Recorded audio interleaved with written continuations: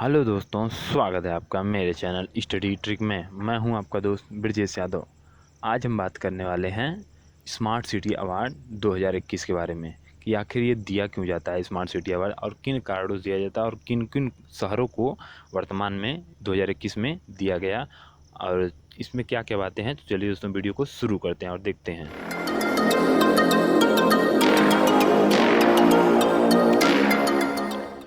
तो सबसे पहले जान लेते हैं कि स्मार्ट सिटी अवार्ड आखिर देता कौन है और क्यों दिया जाता है, और इसका पूरा परिचय। तो स्मार्ट सिटी अवार्ड आवास एवं शहरी कार्य मंत्रालय द्वारा दिया जाता है। स्मार्ट सिटी अवार्ड आवास एवं शहरी कार्य मंत्रालय द्वारा हर वर्ष 25 जून को दिया जाता है। हर वर्ष 25 जून को दिया जाता है।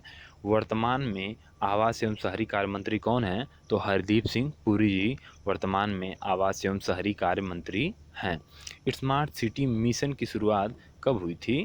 तो ये 25 जून 2015 को हुई थी, जिसे नरेंद्र मोदी ने प्रारंभ किया था।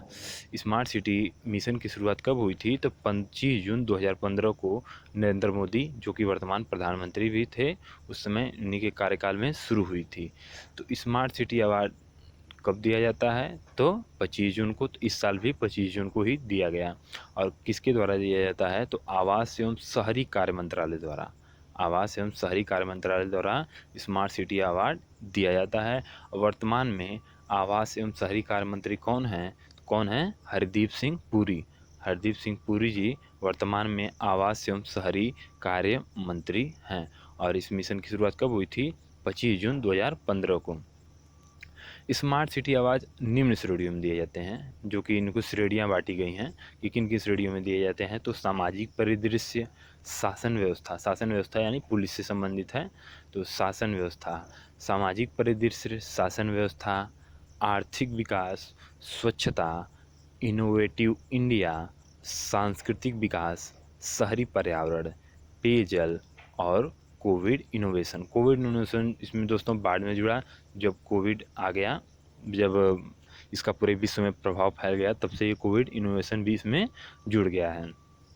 तो पहला है सामाजिक परिदृश्य, जहाँ की उसकी सामाजिकता के बारे में जो कि दिया हुआ है, जो उसका परिदृश्य कैसा दर्शाता है कि वहाँ के लोग कैसे हैं, कैसा व्यवहार करते हैं। तो वहाँ की सामाजिक शासन व्यवस्था, उस स्थान की शासन व्यवस्था, उस क्षेत्र की शासन व्यवस्था, उस प्रदेश की शासन व्यवस्था कैसी है, उस क्षेत्र का विकास कैसा है, आर्थिक विकास कैसा है, स्वच्छता कैसी है, उससे में सफाई किस माध्यम से होती है, और सांस्कृतिक विकास यानी कल्चरल जो कि वहाँ के कल्चर क्या है, मतलब कल्चर को लोग क्या मतलब बढ़िया से मानते हैं। तो इन्हीं सबों के बारे में।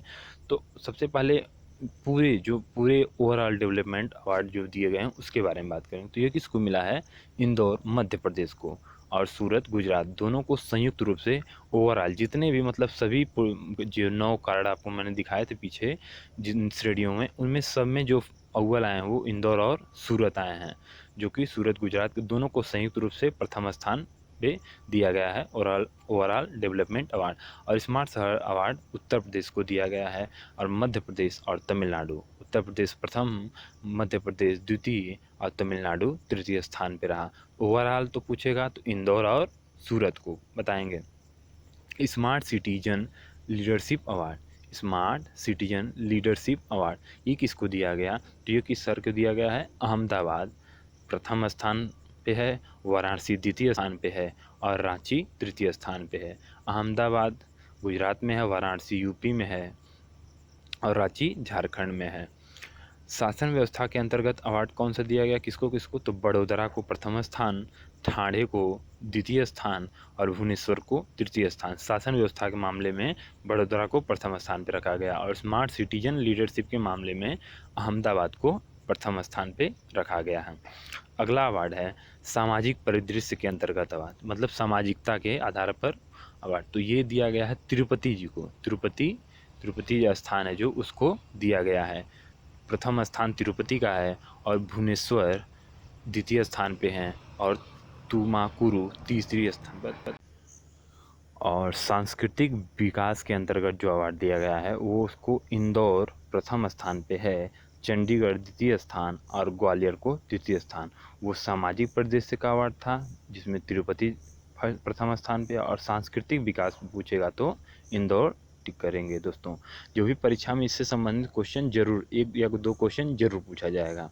अगला अवार्ड है स्वच्छता के अंतर्गत अवार्ड। स्वच्छता के अंतर्गत अवार्ड, तो स्वच्छता के अंतर्गत अवार्ड भी तिरुपति जी को ही दिया गया। तिरुपति बालाजी का नाम है तो स्थान बार बार ऐसे हो जा रहा है, तो ये तिरुपति स्थान है। इसमें प्रथम स्थान तिरुपति, द्वितीय इंदौर और तृतीय सूरत। शहरी पर्यावरण के अंतर्गत अवार्ड जो दिया गया है उसमें भोपाल प्रथम स्थान पे है। शहरी पर्यावरण के अंतर्गत जो अवार्ड दिया गया है उसमें भोपाल प्रथम स्थान, चेन्नई द्वितीय स्थान और तिरुपति का तृतीय स्थान है। और स्वच्छता में पूछेगा तो तिरुपति, शहरी पर्यावरण में पूछेगा तो भोपाल को टिक करेंगे। और इससे संबंधित परीक्षा में क्वेश्चन 110% ये करंट अफेयर में आना ही है। पेयजल के अंतर्गत अवार्ड कौन सा दिया गया है? पेयजल के अंतर्गत कौन सा अवार्ड दिया गया है? तो पेयजल के अंतर्गत जो अवार्ड दिया गया है वो देहरादून और वाराणसी दोनों को संयुक्त रूप से पेयजल के रूप में, जैसे पेयजल की जो उपलब्धता सही मात्रा में कराया है उसे देहरादून और वाराणसी दोनों को संयुक्त रूप से पेयजल के अंतर्गत अवार्ड दिया गया है।